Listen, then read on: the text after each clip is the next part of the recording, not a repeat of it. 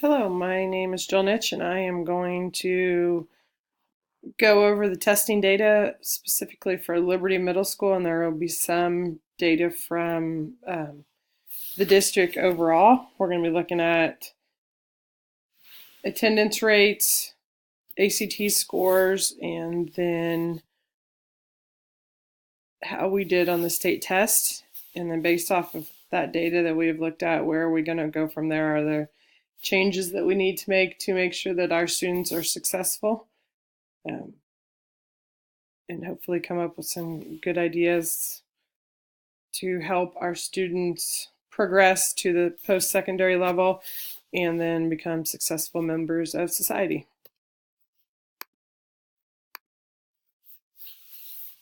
The District of Pratt enrollment is about 1,100 kids.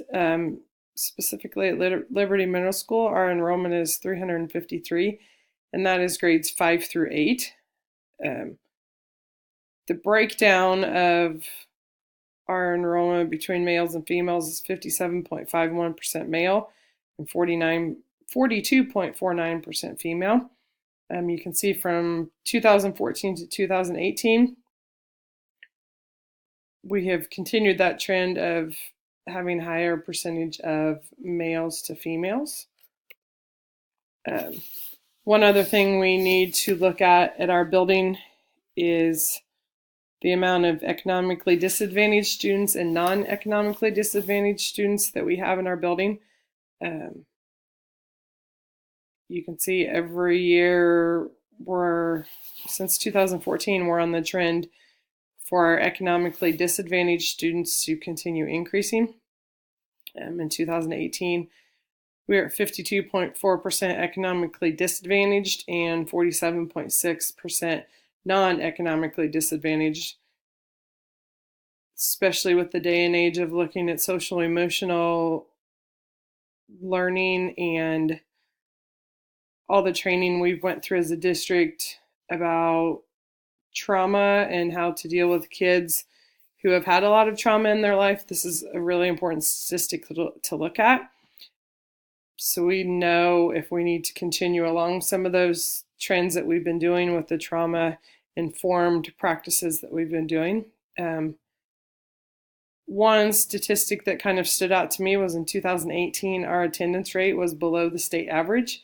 Specifically from 2017 to 2018, our attendance rate went down. I don't know if the fact that our economically disadvantaged students, the percentage of those is increasing every year, could have something to do with our attendance rate. If so, that's something we need to look at and figure out how we can have our attendance rate go up rather than go down. Why do we do what we do? I think Mr. Helfrich would tell you that our goal is to prepare students to be successful at whatever level of post-secondary school they go to. If they choose not to go to college after high school, we need to make them successful at their job. Looking at graduation rate and off the state website, how they figure out the graduation rate, you can see down there is the number of students who graduate in 4 years with a regular high school diploma divided by the number of students who entered high school as ninth graders 4 years earlier. So they look at a 4-year average. And in 2016, we had an 88.9% graduation rate, which you can tell over the years since 2000, at least since the class of 2012, graduation rate has become something that we have really worked on as a district because it's gone up. Then they look at the success rate, which I know is something the district looks at a lot, is that are those students that graduate continuing at a post-secondary level. To figure out success rate, students must meet one of the following outcomes within 2 years of high school graduation. They either need to earn an industry recognized certification while in high school, earned a post-secondary certificate, earned a post-secondary degree, or a student enrolled in post-secondary, some sort of post-secondary in both the first and second year following high school graduation. The success rate at Pratt is going, just depends on the year. Some years it's gone up. To me, I don't think a 54.7% success rate is truly being successful. I would think that success rate should be somewhere around what our graduation rate is. I think this is why we need to continue having those conversations that we have with students as early as we can about what they want to do once they graduate high school. They need to be thinking about if they're going to go to a 2-year school or they're going to go to a 4-year school. We need to continue having those conversations so our success rate can improve. Also thought we should look at our ACT scores and our state testing scores. Again, as far as state testing score, I know Mr. Helfrich talks about that a lot, about getting kids bumped up to those next levels. The district average for ACT was 21.3, which is just a little bit under the state average.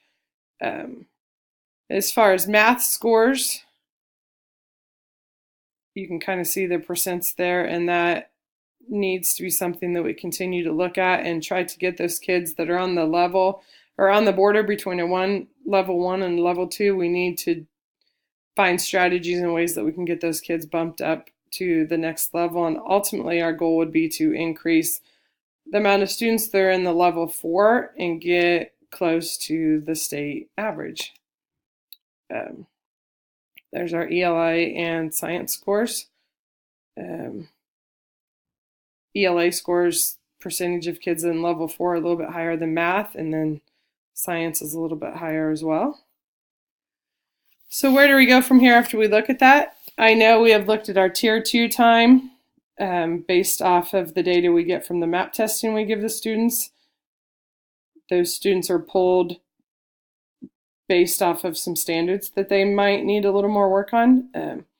We have rearranged and added a class for math based on looking at the standards that were not hit in regular math class, and is that something we need to add for English too?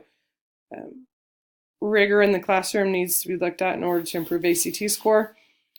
And then the tier 2 time, and any other time that we can, we need to try to get those students bumped up to the next level for their state scores. Again, it's whatever's best for the students and helping them to exceed to get that post-secondary degree. Thank you.